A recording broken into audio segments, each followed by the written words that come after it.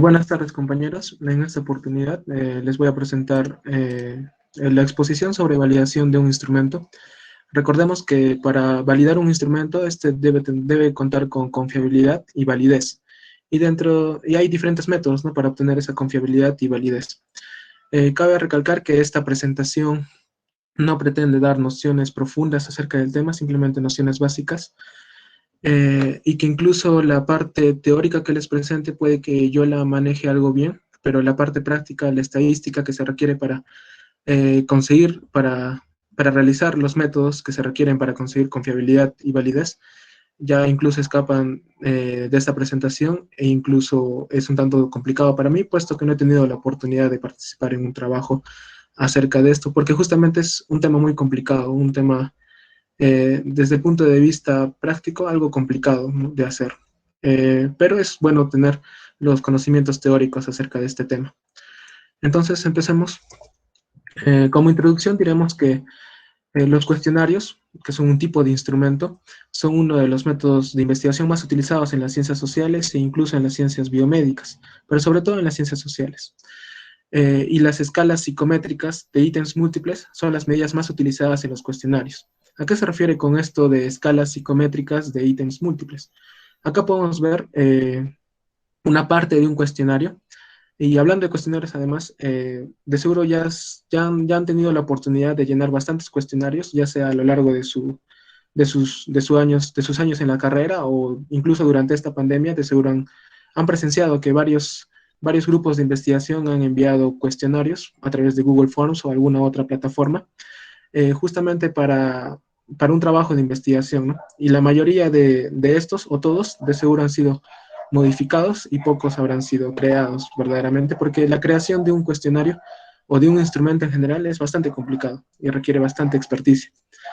Bien, acá podemos ver una pequeña parte de un cuestionario. Este cuestionario, como lo dice, usa a las escalas psicométricas de ítems múltiples. Acá tenemos una escala psicométrica, que es todo lo que ven acá, todo este pequeño pedacito de cuestionario, y esta escala psicométrica está compuesta por ítems.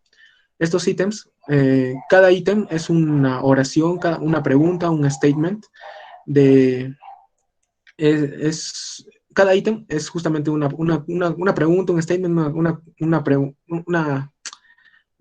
pregunta, un statement, una oración de la escala psicométrica. Entonces, la escala psicométrica se compone de ítems, y los ítems pretenden evaluar una característica de la variable para la cual ha sido creada la escala psicométrica.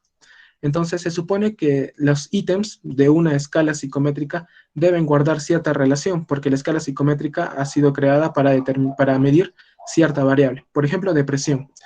Imaginemos que no se sabe nada de depresión y se quiere medir cuantitativamente a través de un cuestionario. Imaginémonos, porque ya sabemos que hay bastantes cuestionarios acerca de eso. Imaginémonos nada más, que no existe aún un cuestionario que determine depresión o ansiedad. Entonces se pretende crear una escala psicométrica. Esta escala psicométrica está compuesta por ítems, y cada ítem tiene que evaluar cierto aspecto de la depresión o de la ansiedad, de la variable que tenga que ser abordada a través de la escala psicométrica.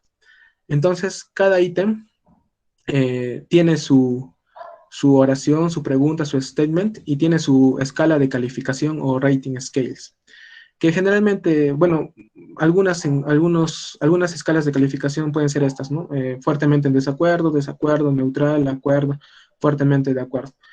Pero también hemos visto que hay diferentes otras escalas de medición. Por ejemplo, del 1 al 5 muestra en qué nivel estás en qué, tu nivel de acuerdo del 1 al 5, ¿no?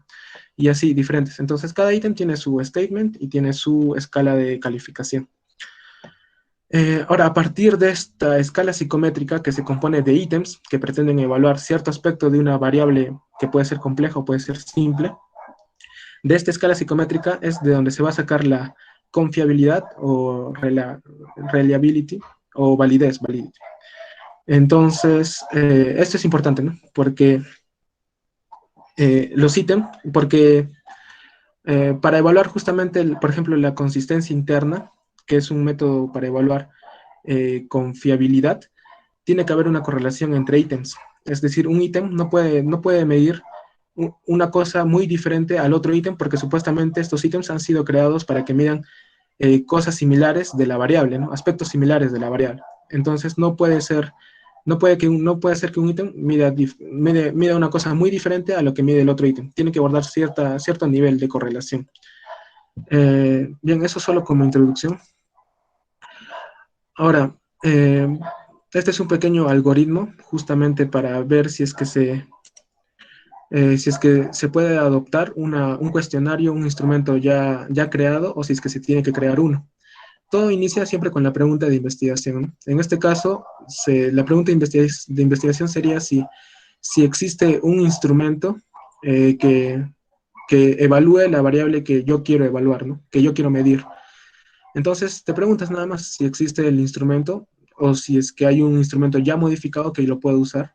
Si la respuesta es no, eh, tienes que ponerte a crear los ítems, ¿no? Los ítems para medir esa variable, esos aspectos de la variable. Tienes que testear los ítems, tienes que probar los ítems, y una vez que los testeas, te preguntas si es que después de testearlos aún requieren revisión. Si es que requieren revisión, un refinamiento de los ítems, pues los revisas y vuelves a testearlos. Y si es que ya no requieren más revisión, ya no requieren más refinamiento de los ítems, pasas a hacer estudios de confiabilidad y validez.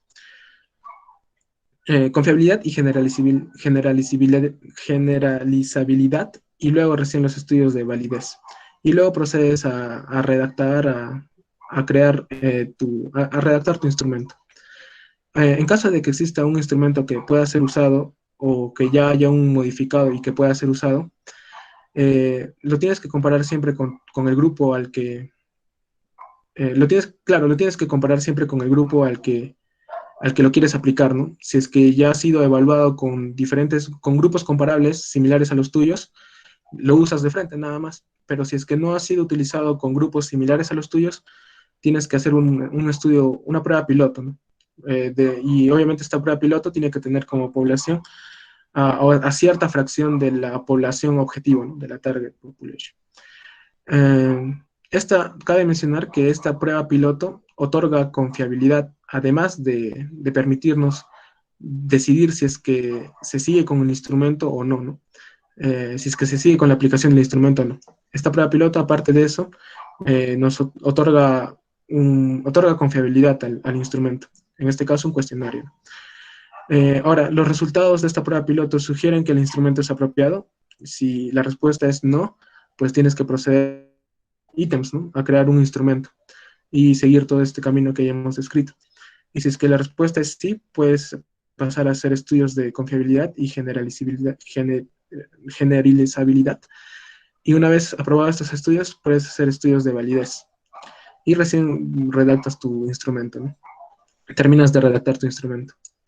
Entonces, más o menos, el proceso de crear un instrumento es bastante complicado y requiere un montón de análisis estadístico, lo cual no se requiere, ¿no? Si es que ya se tiene un instrumento que se puede usar. Y si es que no se... Para piloto simplemente se hace esperando a que los resultados sean lo mismo, ¿no? O que los resultados sugieran que es apropiado aplicar el instrumento. Acuérdense de eso, ¿no? Que una prueba piloto otorga confiabilidad al instrumento, en este caso cuestionarios, que es lo que estamos abordando. Un ejemplo de un típico cuestionario es el de la depresión de Beck. Pero antes de abordar esto, un pequeño ejemplo, ¿no? Algunas escalas psicométricas consisten en solo un elemento, como una escala analógica visual, en la que una persona puede calificar su dolor en un continuo desde sin dolor hasta el peor dolor imaginable. Eso es una escala analógica visual, pero también hay una escala, ¿no?, numérica entre el 1 al 10, por ejemplo. Por ejemplo, ese instrumento para evaluar dolor o esa escala analógica visual solo comprende un ítem. Claro, solo comprende un ítem, porque ya con ese ítem y con esa escala de calificación del 1 al 10, o dependiendo de las caritas que le pongan a la escala analógica visual, ya se termina de evaluar el dolor. No hay nada más que evaluar. Entonces, por ejemplo, esas escalas analógicas visuales son instrumentos que solo tienen una escala psicométrica, y dentro de esa escala psicométrica solo tienen un ítem a evaluar. Y ahí acaba. Por ejemplo, es una variable simple, la podríamos llamar. Pero hay otras variables que son algo complejas, que tienen características subyacentes, como por ejemplo el de la depresión. tú no le puedes preguntar directamente en un cuestionario al paciente, ¿cómo te sientes? ¿Levemente deprimido, moderadamente deprimido, severamente deprimido, extremadamente deprimido? Obviamente eso va a estar mal, no te va a expresar exactamente el cómo se siente el paciente. Entonces, en vista de esto, por ejemplo, Beck se determinó a crear un cuestionario y acerca para medir la depresión de una manera cuantitativa, y no solo aborda un ítem, sino todo, es una escala psicométrica, ¿no? Es una escala psicométrica para evaluar una variable nada más, pero resulta que esta variable es algo compleja. Entonces, esta escala psicométrica se va a tener que componer de diferentes ítems que evalúen diferentes aspectos de la depresión, aspectos relevantes para la depresión. Tampoco va a preguntar cosas fuera de la depresión, como por ejemplo ansiedad o alguna otra cosa fuera de la depresión. Entonces, en este caso, el cuestionario de Beck, el instrumento de Beck, me parece que son 20 o 19 preguntas, no estoy seguro. Por ejemplo, acá están las 4 primeras. En la primera, trata de evaluar tristeza, ¿no? Y se infiere de las alternativas, ¿no? Cero, no me siento triste todo el tiempo y no puedo salir de ello, me siento triste e infeliz todo el tiempo y no puedo soportarlo. Entonces, todo este ítem está tratando de evaluar tristeza. El segundo ítem está tratando de evaluar planes hacia el futuro, perspectivas hacia el futuro. El tercer ítem está tratando de evaluar fracasos. Y el cuarto ítem está tratando de evaluar satisfacción. Entonces está evaluando diferentes aspectos que tienen que ver con la depresión, que son relevantes para la depresión, y no directamente está midiendo directamente la depresión, ¿no? Levemente deprimido, severamente deprimido, no le está preguntando directamente, sino que le está preguntando indirectamente a través de diferentes ítems que tratan de abordar similares aspectos relacionados a la depresión. Bueno, acá está la escala final. La mayoría de cuestionarios trata de generar escalas cuantitativas para medir el grado de depresión en este caso, por ejemplo. Ya, entonces, ese fue un ejemplo y lo vamos a volver a repetir lo vamos a tomar como ejemplo para las siguientes diapositivas. Bien, un instrumento de tipo cuestionario, por ejemplo, siempre tiene que tener confiabilidad y tiene que tener validez. Todos estos dos aspectos conforman lo que es validación del instrumento, ¿no? Así una revisión rápida sobre lo que es confiabilidad y validez. Confiabilidad se refiere a que las mediciones que se hagan en diferentes tiempos sean similares, ¿sí? No importa que no midan lo que tengan que medir, porque medir lo que realmente se quiere medir quiere decir, eso se refiere a validez, ¿no? Con confiabilidad simplemente quiere decir que las mediciones que se hagan sean similares a las anteriores que se hayan hecho. Entonces, por ejemplo, y se expresa generalmente en este gráfico, ¿no? de blanco. En este gráfico, y validez se refiere a que se mida realmente lo que se quiere medir. Entonces, imaginemos que, por ejemplo, todo esto es nuestra variable, ¿no? Pero realmente el contenido de la variable, la esencia de la variable, lo que realmente se quiere medir está en el centro, supongamos. Y todo lo demás no tiene mucho que ver con el contenido, con el constructo, con la definición de la variable. Entonces, supongamos que hacemos, ¿no? mediciones, aplicamos el instrumento constantemente. Y tenemos mediciones muy dispersas. Por ejemplo, en la escala de medición de Beck, supongamos, esto ya se validó, ¿no? Obviamente, ya lleva mucho tiempo validado y ya se sabe que es confiable y válido, ¿no? la escala de depresión de Beck. Pero supongamos que no se sabía nada de eso y recién lo estamos intentando descubrir, ¿no? Recién lo estamos elaborando. Supongamos que al aplicarle el instrumento a los pacientes, en un mismo grupo similar de pacientes, al aplicar el instrumento me empiezan a salir mediciones, por ejemplo, en un mismo grupo que supuestamente se sospecha que tienen depresión severa, por ejemplo, por el diagnóstico del psiquiatra o algún otro criterio, se deberían tener parámetros de 31 a 40, ¿no? Por ejemplo. Pero supongamos que recién lo estamos creando, ¿no? Recién lo estamos creando y aplicamos a los pacientes que supuestamente tienen depresión severa. Entonces empezamos a aplicar y me empieza a salir que un paciente tuvo 20, otro paciente tuvo 40, otro paciente tuvo 30, otro 35, otro 10, otro 15, muy disperso las mediciones.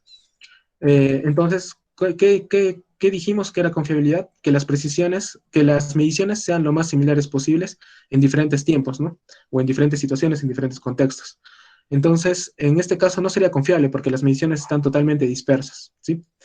Por un lado me salieron 10, 15, 20, 35 y no lo que me tenía que salir supuestamente.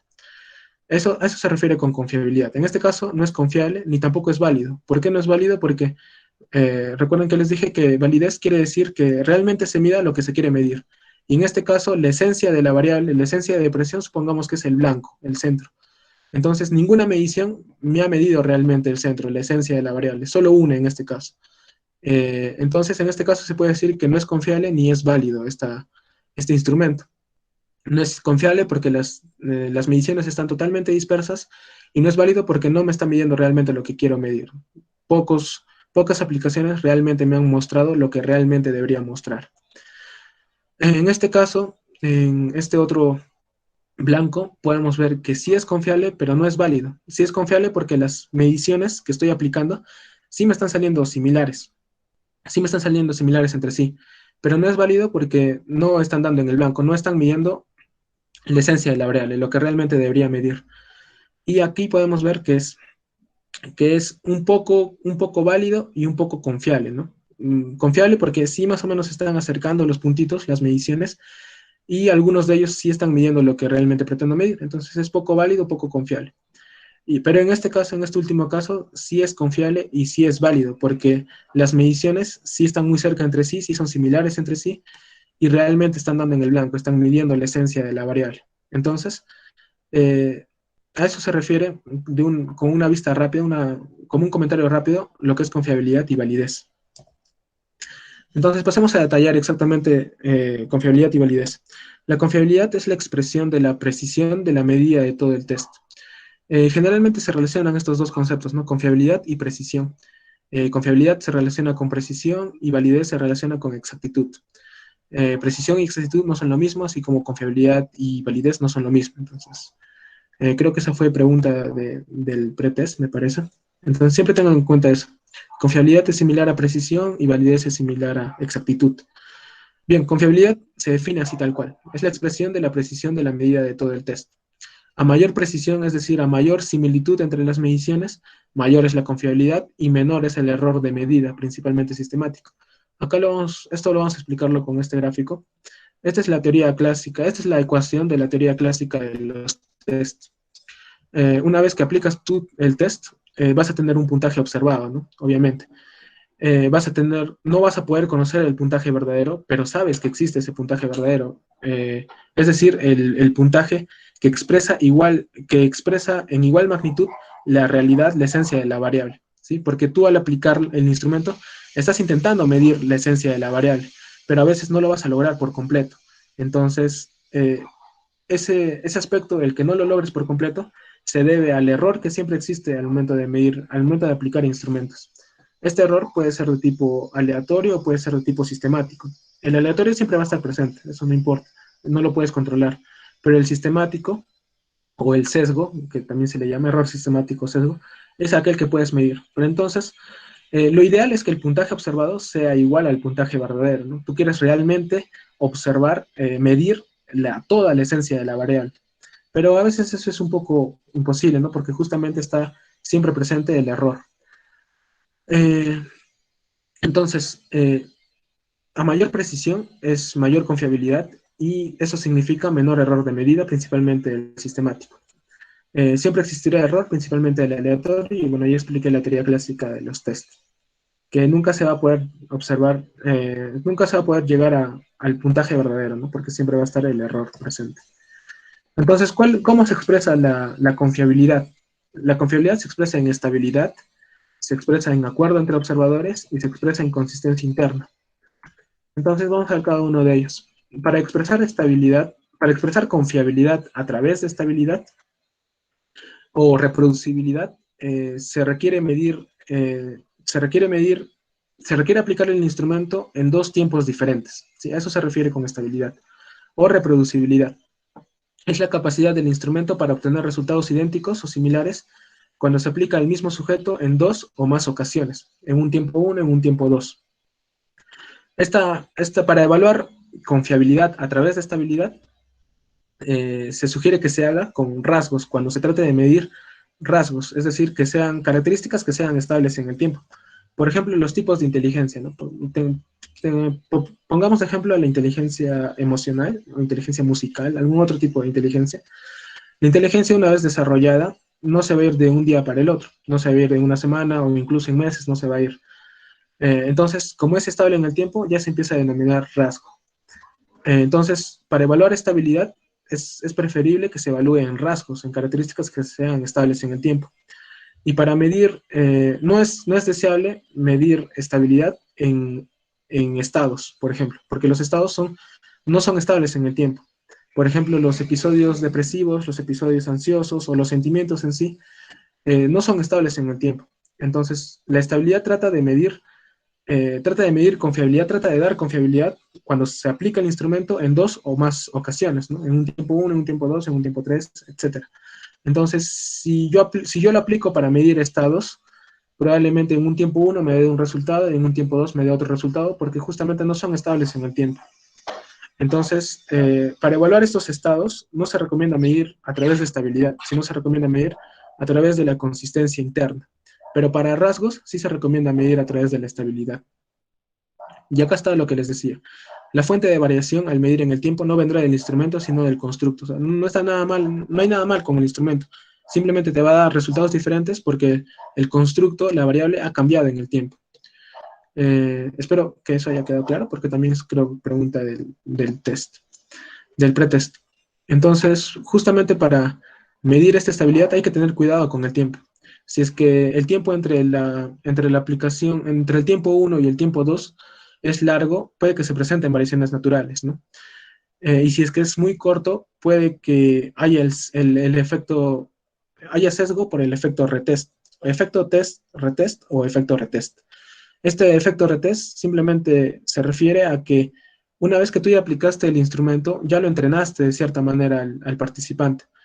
Entonces, una vez que le apliques el segundo instrumento, puede que recuerde algunas respuestas dadas en la primera ocasión y te sesgue completamente los resultados de tu segunda aplicación. Entonces, a eso se le llama el efecto test, retest o efecto retest, que es una característica muy importante a tener en cuenta si es que quieres evaluar confiabilidad a través de estabilidad. Siempre tener en cuenta eso, el tiempo, que no sea muy largo ni muy corto, para evitar el efecto de entrenamiento del efecto test-retest. La estabilidad se evalúa a través de un índice de correlación. Este índice de correlación lo voy a repetir durante el resto de la ponencia porque el concepto es necesario repetirse en las diferentes diapositivas que les voy a presentar. Entonces, este índice de correlación simplemente se refiere a que, por ejemplo, si al momento de la primera aplicación el test me botó un puntaje de 10 y al momento de la segunda aplicación me volvió a botar un puntaje de 10 o de 9, hay un alto índice de correlación, ¿no? Se asemejan mucho las medidas. Pero si es que en una primera aplicación me salió 10 y en la segunda aplicación me salió 5, 4, 3, no hay un índice de correlación alto, ¿no? Más bien es bajo, porque se supone que deberían ser similares, pero no lo es. Entonces, esta estabilidad se evalúa a través del índice de correlación, de un índice de correlación, por ejemplo, que por ejemplo puede calcularse a través de la R de Pearson. Ahora, otra expresión de la estabilidad es el acuerdo entre observadores. El acuerdo o concordancia interobservador, que simplemente mide la grado de concordancia, el grado de, de consistencia entre dos o más observadores. Por ejemplo, tú le das a aplicar el instrumento a un observador 1 y a un observador 2, a un observador 3. Y el observador 1 saca 10 de puntaje. Al aplicarlo, saca 10. El observador 2 al aplicarlo también saca 10. Y el observador 3 al aplicarlo saca 9. Entonces los resultados son similares, solo que han sido aplicados por diferentes observadores. Entonces se habla también de confiabilidad, pero esta vez a través del acuerdo entre observadores, acuerdo interobservador. Y esta evaluación, si es que se miden variables cualitativas, se puede evaluar a través del índice de capa, o si es que se miden variables cuantitativas, se puede evaluar a través de la correlación interclase o concordance, correlation o coeficiente de Lin. Otra expresión de la estabilidad es la consistencia interna. Esta consistencia interna se refiere al grado de homogeneidad que hay entre ítems de un instrumento. ¿Se recuerdan que les dije que entre ítems de un instrumento tenían que evaluar ítems que pertenezcan a una misma escala psicométrica, tenían que evaluar aspectos similares pero no totalmente iguales ni tan diferentes de una misma variable. Por ejemplo, depresión, ¿no? Acá los ítems de la escala de depresión de Beck, un ítem determinaba tristeza, otro ítem fracasos, otro ítem satisfacción, ¿no? A eso se refiere, al grado de homogeneidad que hay entre esos ítems. Se supone que esos aspectos a medir por cada ítem son similares entre sí, entonces deberían tener cierto grado de homogeneidad. No un total grado de homogeneidad, porque si no los ítems estarían midiendo cosas totalmente iguales, entonces ¿para qué vas a conservar los dos ítems? Elimina uno y te quedas con el otro, porque si están evaluando si están evaluando completamente igual el mismo aspecto de la variable. Pero tampoco tienen que ser muy bajos, tienen que tener cierta relación entre ellos. Entonces, no se sugiere que sea muy alto ni muy bajo este grado de homogeneidad, esta consistencia interna. Esta consistencia interna se traduce en una correlación positiva entre ítems que miden un mismo constructo. Y usualmente se evalúa a nivel de escalas unidimensionales, es decir, que miden un constructo único. Por ejemplo, el instrumento de Beck solo mide depresión, ese es su constructo, solo tiene un constructo, es unidimensional, solo mide depresión. Solo que dentro de depresión hay ciertos aspectos relevantes, ¿no?, que tienen que ver con depresión. Pero en sí su constructo es depresión. En cambio hay otros test que miden ansiedad. En ese caso su constructo sería ansiedad. Y hay algunos test que tratan de medir ansiedad y depresión al mismo tiempo. En ese caso será un cuestionario será una escala multidimensional, o bidimensional, porque tiene dos constructos, la depresión y la ansiedad. ¿Cómo se evalúa la consistencia interna? Se puede evaluar por un índice de correlación igual. Si es que un ítem de un instrumento me evalúa con 10, por ejemplo, y el otro ítem que no habla igual, que no evalúa el mismo aspecto del otro ítem, sino un aspecto similar, me sale con 9, hay consistencia interna entre los ítems. Pero si en un ítem me sale el puntaje 10 y en otro ítem me sale 5, no hay mucha consistencia entre ellos, ¿no? Entonces, igual se habla de índice de correlación. Entonces, este índice de correlación puede ser la R de Pearson, el coeficiente de Spearman-Brown, el coeficiente de Q de Richardson, el alfa de Cronbach, el omega o el teta. Diferentes formas de evaluar la consistencia interna. Bien, ahora ya vimos cómo se expresa la confiabilidad, cómo se puede medir la confiabilidad a través de estabilidad, a través de acuerdo entre observadores y a través de consistencia interna. Ahora veremos los diseños metodológicos para evaluar confiabilidad. Uno de esos diseños es el diseño retest, que evalúa estabilidad, ¿sí? Evalúa estabilidad y se expresa con un índice de correlación, como la mayoría de ellos, ¿no?, que ya venimos hablando. La desventaja de estos diseños test-retest es justamente el efecto retest, que introduce el sesgo en la estimación de confiabilidad. No es apropiado para evaluar instrumentos que miden estados, como ya lo mencioné, porque estos estados son variables en el tiempo. Entonces, de por sí, por el tiempo, por la naturaleza del constructo de la variable, me va a dar resultados diferentes, y no por culpa del instrumento. Entonces, se tiene que medir, este diseño test-retest se usa para medir estados, y se tiene que tener un especial cuidado entre la primera y la segunda toma, ¿no? Acá vemos, ¿no?, un tiempo 1 y un tiempo 2. Tiene que haber correlación entre los puntajes que salgan en el tiempo 1 y en el tiempo 2. Por ejemplo, acá, ¿no? Acá están los evaluados, los participantes, y acá está el puntaje respecto a autoestima, por ejemplo, en un cuestionario.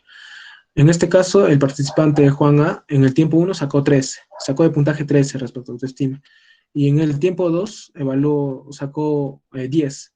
En Pedro, en la primera aplicación salió 21 y en la segunda 22, en María 32 y en la segunda 35, en Marta 45 y en la otra 41, y así todos estos de estos datos se saca un índice de correlación, es decir, qué tanto se asemeja el 13 con el 10, el 21 con el 22, el 32 con el 35, el 45 con el 41, y así se va generando una recta, ¿no? A eso se refiere a eso se refiere con sacar el índice de correlación. ¿Qué tan semejantes son los puntajes en el tiempo 1 con el tiempo 2?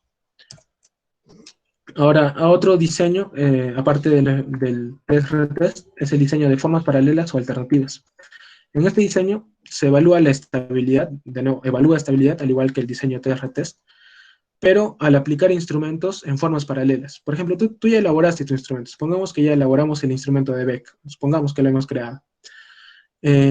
si es que yo quisiera definir confiabilidad utilizando este diseño de formas paralelas, tendría que sacar un semejante, un equivalente a ese cuestionario original que ya creé. ¿Y cómo creo ese cuestionario, ese otro cuestionario a partir del primero? Pues es complicado, ¿no? Porque supuestamente ya te mataste creando un instrumento y ahora tienes que crear otro, pues si es que lo quieres evaluar a través de este diseño de formas paralelas o alternativas. Entonces, pero supongamos que ya lo hicimos, nos tomamos el tiempo para generar dos cuestionarios equivalentes. Claro, dos cuestionarios equivalentes. Es complicado, pero supongamos que ya lo hemos hecho. Entonces se procede a evaluar. Aplicas el cuestionario 1 a cierta población y aplicas el cuestionario 2 a la misma población y ves qué tan similar o qué tan diferentes son los puntajes que se obtienen, ¿no? En este, en esta, en, Una de las ventajas es que disminuye el efecto retest porque estás aplicando formas paralelas o alternativas de los instrumentos. No estás aplicando el mismo instrumento dos veces, sino estás aplicando un instrumento, eh, dos instrumentos similares entre ellos, equivalentes entre ellos, pero diferentes a la misma población. Entonces disminuye el efecto retest. Pero obviamente una de las desventajas es que duplica el trabajo porque son dos instrumentos. Y como ya les comenté, crear un instrumento ya de por sí es complicado, entonces crear dos y que sean equivalentes es bastante más complicado. No se usa para estados y se tiene que tomar en cuenta el tiempo entre la primera y la segunda medición también. Ahora, otro diseño es la división por mitades. En este diseño se evalúa la consistencia interna, ya no la estabilidad como en esos dos diseños previos, sino ahora se evalúa la consistencia interna. Y se parte el instrumento en dos mitades. Por ejemplo, supongamos que el cuestionario de Beck tiene 20 preguntas. Entonces lo partes en dos mitades. En una mitad que sean los ítems impares y en otra mitad que estén los ítems pares, por ejemplo. Y se supone que deberían tener consistencia interna entre ellos, pues, porque son ítems de una misma escala psicométrica que pretenden evaluar depresión. Entonces, deberían tener consistencia interna entre ellos. Entonces, no hay problema en que los divida por mitades, ¿no? Los divido por mitades. En un grupo los ítems pares y en otro grupo los ítems impares. Saco puntajes a partir de cada mitad y correlaciono los puntajes entre ellos. Entonces, supuestamente, si es que yo quiero obtener confiabilidad usando este diseño, división por mitades, debería haber un índice de correlación entre las dos mitades, entre los puntajes de las dos mitades, un índice de correlación alto debería haber, ¿no? Entonces, los pasos para hacer esta división por mitades, primero es dividir la prueba en mitades equivalentes, ¿no? Como les dije, puede ser impares o pares, ¿no? Los ítems pares a un lado y los ítems impares a otro lado. Y calcular un índice de correlación, cualquiera. En este caso puede ser la R de Pearson, pero tienes que calcular el índice de correlación entre los puntajes de la primera mitad y los puntajes de la segunda mitad, ¿no? Y luego tienes que ajustar la confiabilidad de la mitad de la prueba usando la fórmula de Spearman-Brown.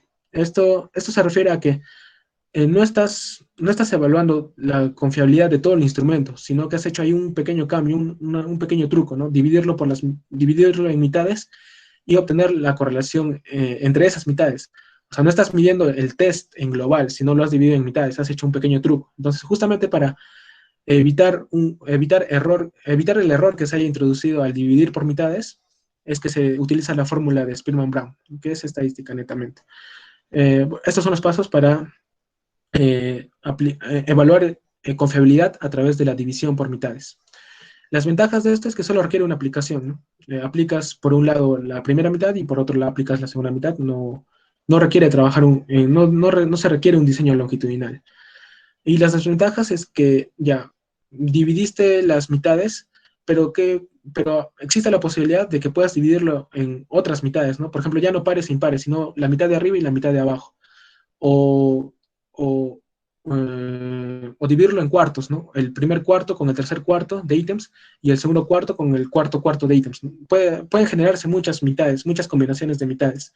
¿Y qué pasa si por ahí una te sale diferente? Entonces, en las demás puede que sí hayas determinado consistencia interna, pero en esa combinación en específico no pudiste determinar esa consistencia interna. Entonces, por ahí algo anda ya mal, ¿no? Entonces, tienes que, tienes que tener cuidado con eso. Se tendría que tener cuidado con eso, con, con, con evitar que resulten combinaciones que disminuyan mi consistencia interna. Entonces, por eso se tiene que tener cuidado al seleccionar las mitades. Y otro diseño para evaluar la confiabilidad es el alfa de Cronbach. Este alfa de Cronbach también evalúa consistencia interna. Consistencia interna de la escala total mediante una fórmula que utiliza información de la varianza de cada ítem y de la escala total. O sea, también trata de relacionar el ítem con los demás ítems y el ítem solito con la escala total, ¿no? Con el puntaje global, agrupando todos los ítems. Se da en un tiempo único, igual que esta división por mitades, por lo cual no requiere un diseño longitudinal. Y existen diferentes fórmulas, ¿no?, para calcular el alfa de Cronbach para diferentes contextos. Para esta fórmula se requiere la varianza de cada ítem, ¿no?, y de la escala total. Pero eso es netamente estadística, que ni siquiera yo la conozco porque no he tenido la oportunidad de trabajar en un proyecto, ¿no?, en donde tenga que evaluar confiabilidad, ¿no?, por ejemplo. Así que esto queda en la parte teórica nada más. Dentro de las ventajas, solo requiere una aplicación. Dentro de las desventajas es que solo se puede usar con mediciones cuantitativas continuas, nada más. Estas variables tienen que cumplir con el supuesto de unidimensionalidad, y en caso de que haya un ítem, una escala multidimensional, se tendría que evaluar por cada dimensión, ¿no? Por ejemplo, un instrumento que pretende evaluar ansiedad y depresión, ¿no? Se tendría que evaluar por dimensiones, primero la dimensión de depresión y luego la dimensión de ansiedad. Eh, y es sensible al número de ítems homogéneos. Por ejemplo, a más de 20 ítems homogéneos ya no define muy bien la consistencia interna del alfa de Cronbach. Por ejemplo, un ítem que tenga 35 o 40 ítems que sean homogéneos entre sí, de por sí ya te va a dar un alfa de Cronbach alto, porque ya te dije que es sensible al número de ítems homogéneos. Con 20 ya más o menos es el límite, ¿no? Entonces, un instrumento que tenga más de 20, sí o sí te va a dar un alfa de Cronbach alto. Y bueno, esta es la expresión del alfa de Cronbach. Si es menor a 0,5, se define como que tiene confiabilidad muy pobre, entre 0,51 a 0,6 pobre, entre 0,61 a 0,7 débil, entre 0,71 a 0,8 aceptable, entre 0,81 a 0,9 buena, y mayor a 0,9 excelente.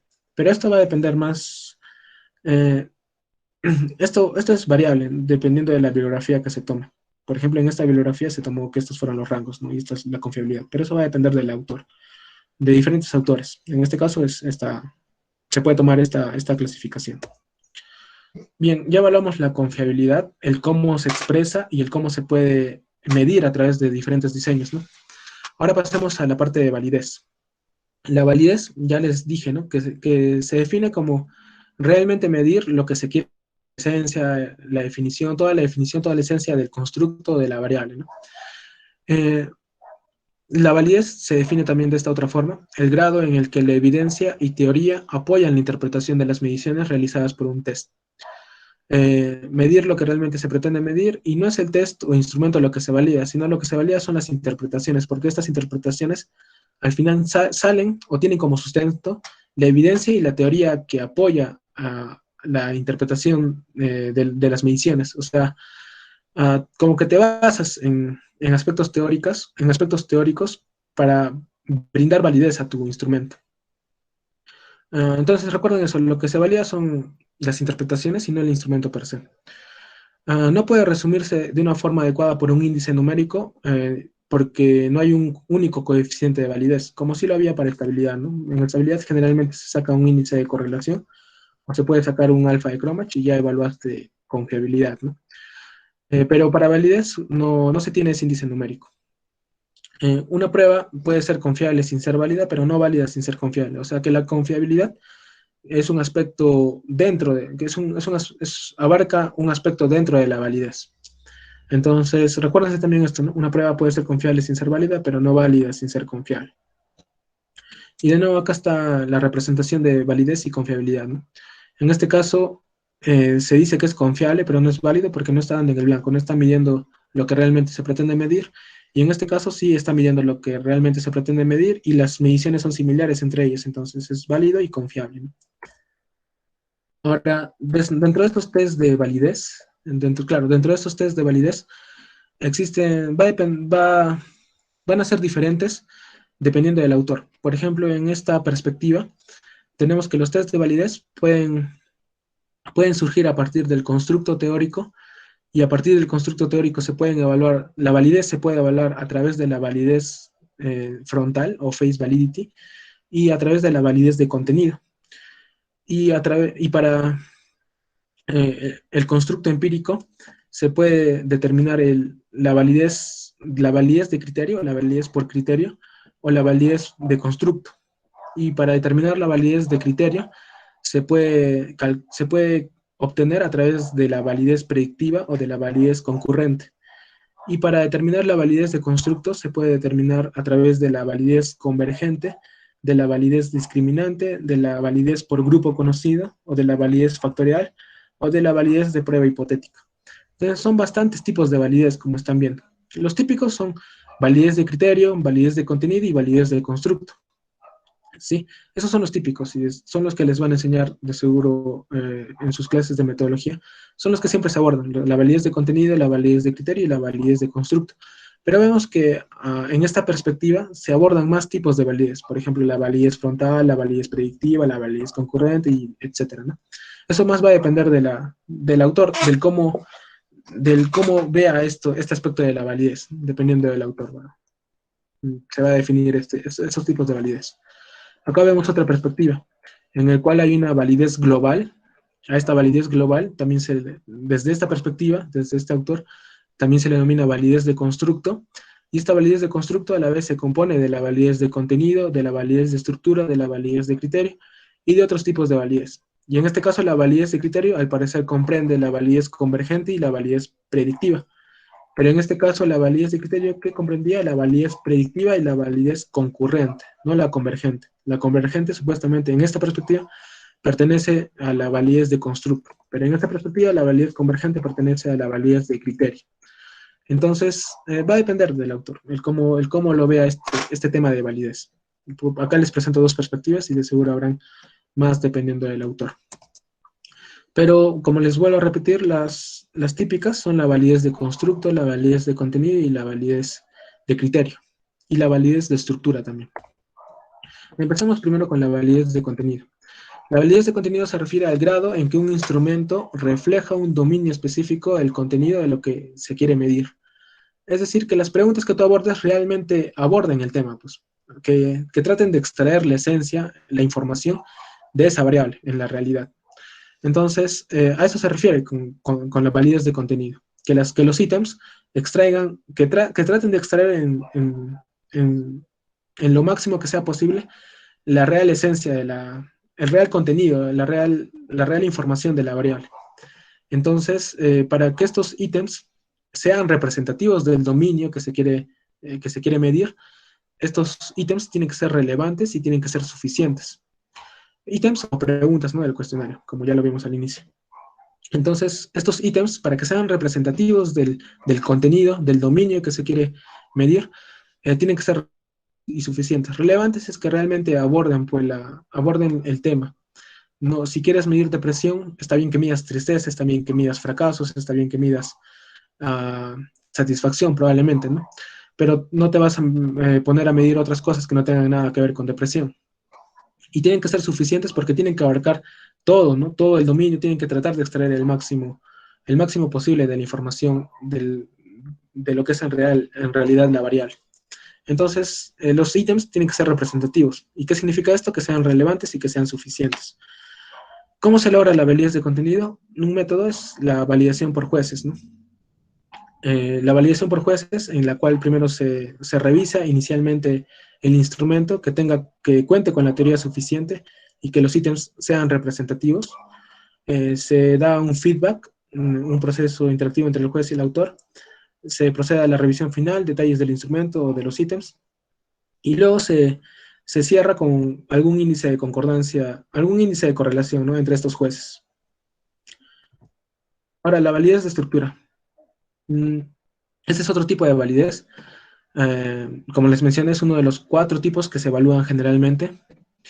Esta validez de estructura también se denomina validez de estructura interna o de validez interna y tiene mucha relación con la consistencia interna, ¿sí? Que la consistencia interna que vimos en estabilidad ya tiene mucha relación. No se usan criterios externos para validar la interpretación del instrumento, sino solo datos internos de la prueba.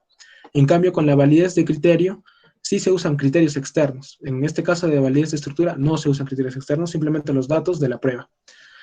En su forma más básica, se trata de mostrar la evidencia de unidimensionalidad y se verifica con herramientas como matriz ítem-ítem, matriz ítem-resto y el análisis factorial exploratorio.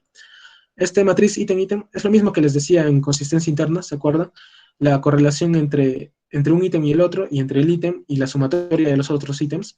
Supuestamente los ítems tienen que evaluar lo mismo, ¿no? O cosas similares, ¿no? Aspectos similares de la variable. Ya, entonces, en este caso de validez de estructura, sí es posible calcular ese índice de correlación entre ítem-ítem o ítem-resto, ¿no?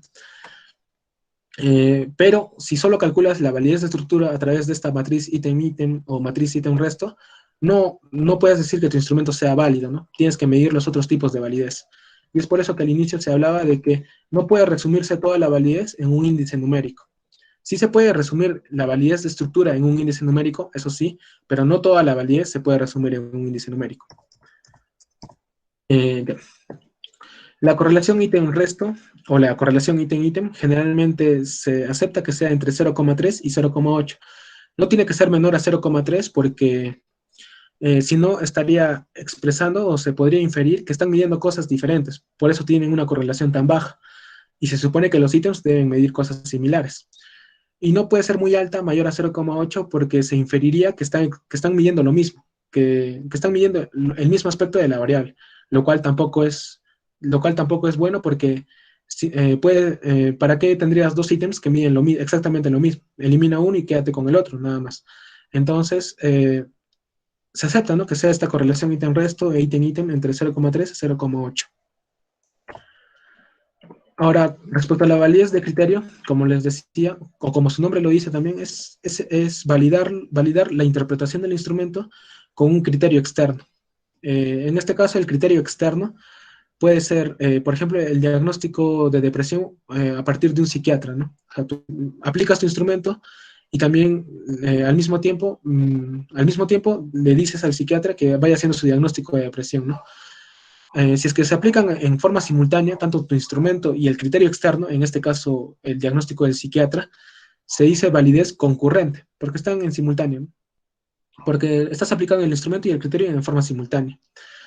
Y se dice validez predictiva cuando aplicas primero el instrumento y ya luego, después de un tiempo, aplicas el criterio.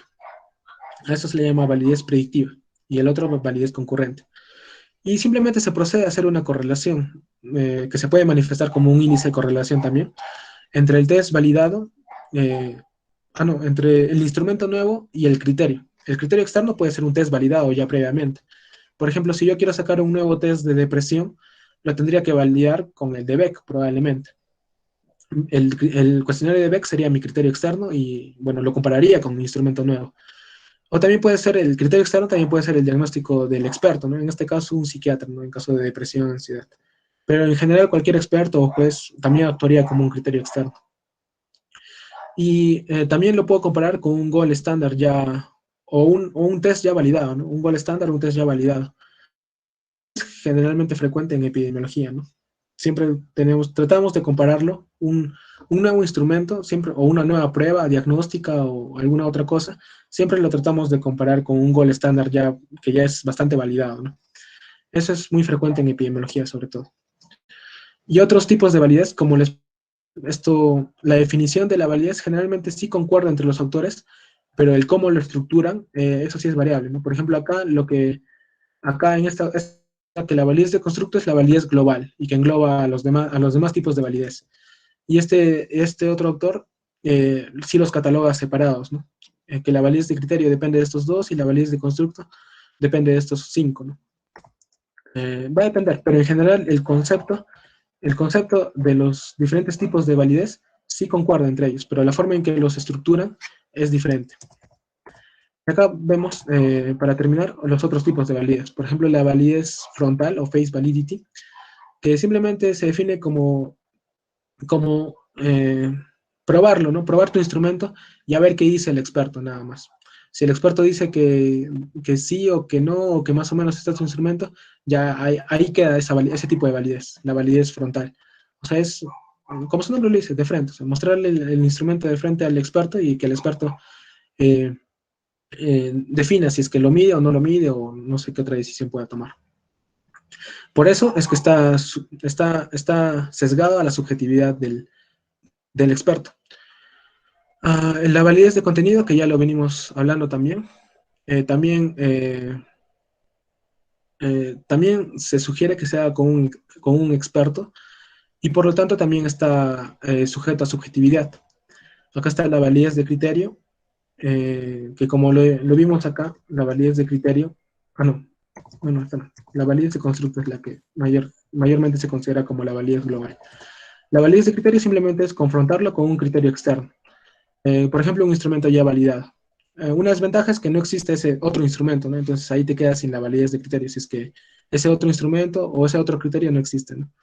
Y dentro de este validez de criterio tenemos a la validez concurrente y a la validez predictiva, ¿no? La validez concurrente cuando criterio e instrumento nuevo son evaluados en simultáneo en el tiempo presente, y validez predictiva cuando primero se evalúa el cuestionario y primero se evalúa el instrumento nuevo y luego se compara con el criterio, ¿no? El criterio es aplicado luego y se comparan entre ellos. Y bueno, la validez de constructo, que según este autor comprende estos 5 tipos de validez, ¿no?